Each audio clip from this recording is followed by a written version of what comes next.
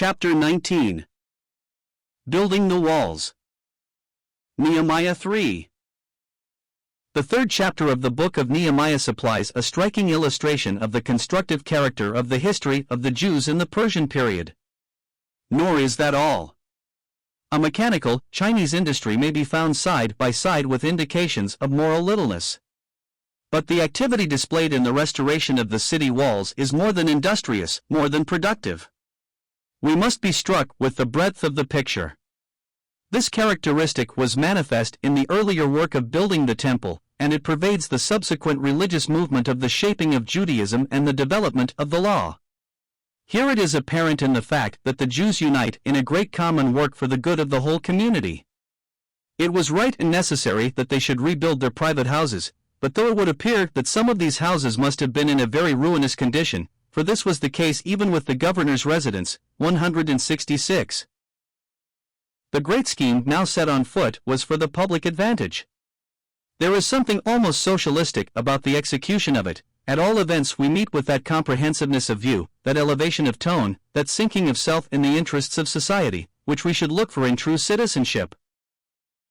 This is the more noteworthy because the object of the Jews in the present undertaking was what is now called secular. The earlier public building operations carried out by their fathers had been confessedly and formally religious. Zerubbabel and Jeshua had led a band of pilgrims up to Jerusalem for the express purpose of rebuilding the temple, and at first the returned exiles had confined their attention to this work and its associated sacrificial rites, without revealing any political ambition, and apparently without even coveting any civic privileges.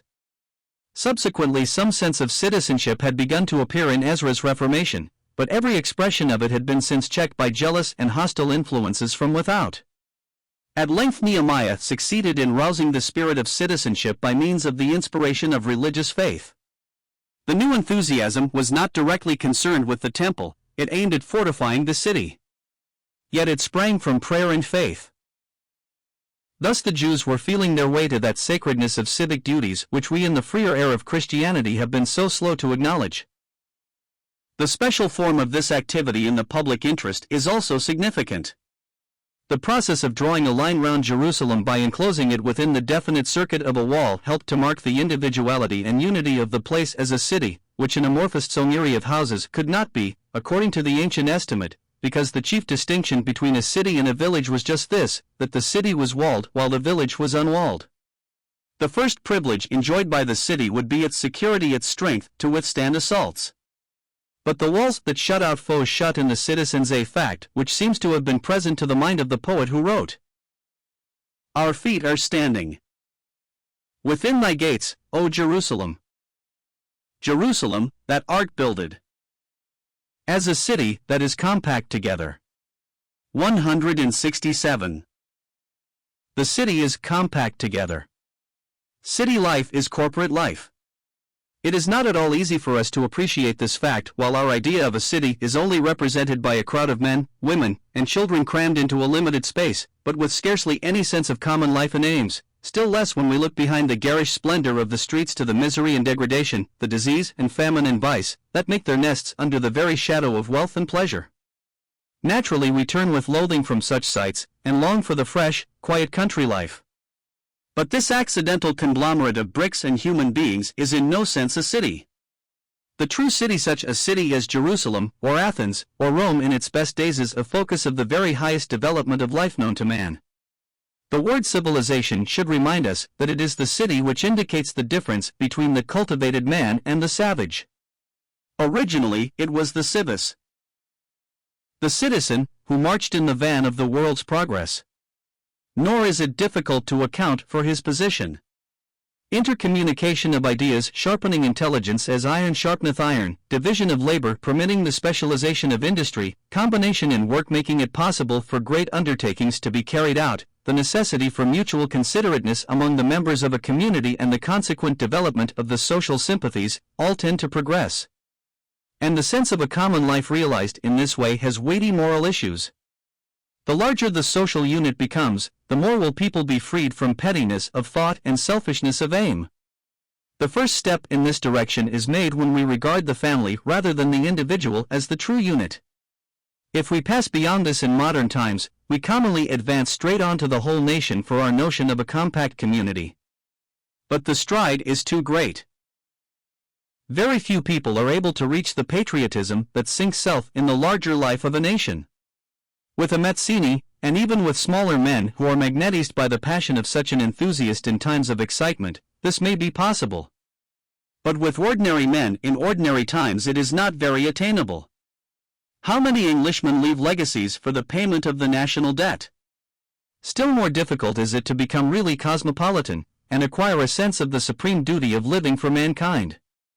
Our Lord has come to our aid here in giving us a new unit, the Church, so that to be a citizen of this city of God is to be called out of the circle of the narrow, selfish interests into the large place where great, common duties and an all-comprehensive good of the whole body are set before us as the chief aims to be pursued. In rebuilding the city walls, then, Nehemiah was accomplishing two good objects: he was fortifying the place, and he was restoring its organic unity. The two advantages would be mutually helpful, because the weakness of Jerusalem was destroying the peculiar character of her life. The aristocracy, thinking it impossible to preserve the community in isolation, had encouraged and practiced intermarriage with neighboring people, no doubt from a politic regard to the advantage of foreign alliances. Although Nehemiah was not yet prepared to grapple with this great question, his fortification of Jerusalem would help the citizens to maintain their Jewish separateness, according to the principle that only the strong can be free. The careful report which Nehemiah has preserved of the organization of this work shows us how complete it was. The whole circuit of the walls was restored. Of course it was most necessary that nothing less should be attempted, because, like the strength of a chain, the strength of a fortress is limited to that of its weakest part. And yet obvious as it is, probably most failures, not only in public works, but also in private lives, are directly attributable to the neglect of this elementary principle of defense. The difficulty always is to reach that kind of perfection which is suggested by the circle, rather than the pinnacle, the perfection of completeness. Directly we approach men as persons endowed with rights, convictions, and feelings, an element of sympathy is called for which makes the organizing process a much more delicate concern. Directly we approach men as persons endowed with rights, convictions, and feelings, an element of sympathy is called for which makes the organizing process a much more delicate concern. Another point calls for remark here. Nehemiah's description of his organization of the people for the purpose of building the walls links the several groups of men who were responsible for the different parts with their several districts. The method of division shows a devolution of responsibility. Each gang had its own bit of wall or its own gate to see to. The rule regulating the assignment of districts was that, as far as practicable, every man should undertake the work opposite his own house. He was literally to do the thing that lay nearest to him in this business. It was in every way a wise arrangement. It would prevent the disorder and vexation that would be excited if people were running about to select favorite sites, choosing the easiest place, or the most prominent, or the safest, or any other desirable spot. Surely there is no principle of organization so simple or so wise as that which directs us to work near home in the first instance. With the Jews this rule would commend itself to the instinct of self-interest. Nobody would wish the enemy to make a breach opposite his own door, of all places. Therefore the most selfish man would be likely to see to it that the wall near his house was solidly built.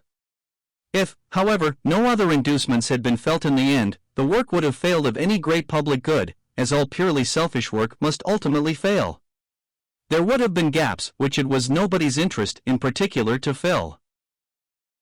Next it is to be observed that this building was done by piecework, and that with the names of the workmen attached to it, so that if any of them did their work ill the fact would be known and recorded to their lasting disgrace, but also so that if any put an extra amount of finish on their work this too should be known and remembered to their credit. The idle and negligent workman would willingly be lost in the crowd, but this escape was not to be permitted, he must be dragged out and set in the pillory of notoriety. On the other hand, the humble and devoted citizen would crave no recognition, doing his task lovingly for the sake of his God and his city, feeling that the work was everything, the work or nothing. For his own sake one who labors in this beautiful spirit seems to deserve to be sheltered from the blaze of admiration at the thought of which he shrinks back in dismay. And yet this is not always possible. St. Paul writes of the day when every man's work shall be made manifest. 168 If the honor is really offered to God, who inspires the work, the modesty which leads the human agent to seek the shade may be overstrained, for the servant need not blush to stand in the light when all eyes are directed to his master. But when honor is offered to the servant also, this may not be without its advantages. Rightly taken, it will humble him. He will feel that his unworthiness would not have permitted this if God had not been very gracious to him. Then he will feel also that he has a character to maintain. If it is ruinous to lose a reputation, the better part of me, as poor Cassio exclaims in his agony of remorse, it must be helpful to have one to guard from reproach. A good name is rather to be chosen than great riches. 169. Not only because of the indirect advantages it brings from the consideration of the world, its mere purchasing power in the market of human favor, this is its least advantage. Its chief value is in the very possession of it by one whose honor is involved in living worthily of it. From another point of view, the record of the names of people who have rendered good service may be valuable. It will be a stimulus to their successors. The early Church preserved the names of her confessors and martyrs in the diptychs, which were expressly provided for use in public worship, that God might be praised for their noble lives, and that the living might be stimulated to follow their example. Here is one of the great uses of history. We cannot afford to forget the loyal service of the past, because out of it we draw inspiration for the present. The people with a great history have come into a rich heritage. To be a child of a really noble house, to spring from a family truly without reproach, a family all whose sons are pure and all whose daughters are brave, surely this is to receive a high commission to cherish the good name unsullied. As the later Jews gazed at the towers of Jerusalem and marked well her bulwarks, with the thought that this massive strength was the fruit of the toil and sacrifice of their own forefathers, so that the very names of individual ancestors were linked with exact spots on the grey walls, they would hear a call to loyal service worthy of their noble predecessors. To proceed, we may observe further that the groups of builders fall into several classes. The first place is given to the priestly order, the high priest and his brethren the priests. 170 This is quite in accordance with the sacerdotal spirit of the times, when the theocracy was emerging into power to take the place left vacant by the decay of the house of David. But the priests are not only named first. Nehemiah states that they were the first to respond to his appeal. Then I.e., after he had addressed the assembled Jews, then Eliashib the high priest rose up, etc. This man, the grandson of Jeshua, from whom so much was expected by Zechariah, was the first to set his hand to the tremendous task. First in honor, he was first in service. The beauty of his action lies in its silence. Not a word is recorded as spoken by him. But he was not satisfied to sanction the work of humbler men. He led the people in the best possible way, by beginning the work himself, by directly taking upon him his share of it. In this noble simplicity of service, Eliashib was followed by the priesthood generally. These men put forth no claims to immunity from the obligation of civic duties or secular occupations. It never occurred to them to object that such employments were in the least degree inconsistent with their high office. The priestly order was hampered by the strictest rules of artificial separation, but the quaint notion so common in the East, and not quite unknown in the West, that there is something degrading in hard work, did not enter into them.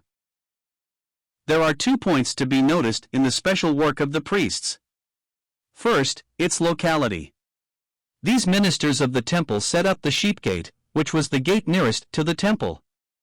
Thus they made themselves responsible for their own quarters, guarding what was especially entrusted to their care. This was in accordance with the plan observed all round the city, that the inhabitants should work in the neighborhood of their respective houses. The priests, who have the honor of special connection with the temple, feel that a special charge accompanies that honor, and rightly, for responsibility always follows privilege. Second, its consecration. The priests sanctified their work, i.e., they dedicated it to God. This was not in the sacred enclosure, the haram, as it is now called. Nevertheless, their gate and wall, as well as their temple, were to be reckoned holy. They did not hold the strange modern notion that while the cemetery, the city of the dead, is to be consecrated, the city of the living requires no consecration. They saw that the very stones and timbers of Jerusalem belonged to God, and needed His presence to keep them safe and pure. They were wise, for is He not the God of the living and of all the concerns of life? The next class of workmen is comprised of men who were taken according to their families. These would probably be all of them citizens of Jerusalem, some present by right of birth as descendants of former citizens, others perhaps sprung from the inhabitants of distant towns not yet restored to Israel who had made Jerusalem their home. Their duty to fortify their own city was indubitable. But now, as in the earlier lists, there is another class among the laity, consisting of the inhabitants of neighboring towns, who are arranged, not according to families, but according to their residence. Most likely these men were living in Jerusalem at the time, and yet it is probable that they retained their interest in their provincial localities. But Jerusalem was the capital, the center of the nation, the holy city.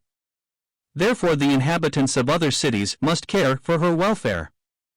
In a great scheme of religious centralization at Jerusalem, Josiah had found the best means of establishing unity of worship, and so of impressing upon the worshippers the idea of the unity of God. The same method was still pursued.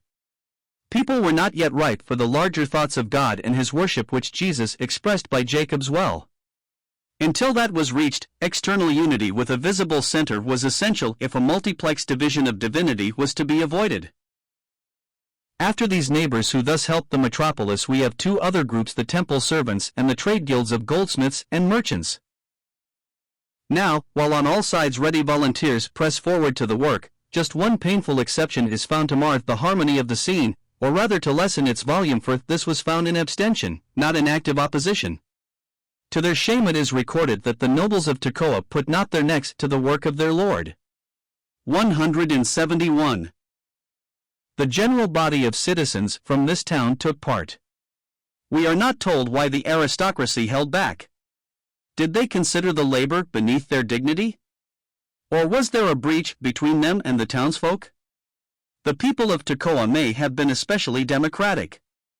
Ages before, a herdsman from this same town, the rough prophet Amos, had shown little respect for the great ones of the earth. Possibly the Tekoites had vexed their princes by showing a similar spirit of independence. But if so, Nehemiah would regard their conduct as affording the princes no excuse.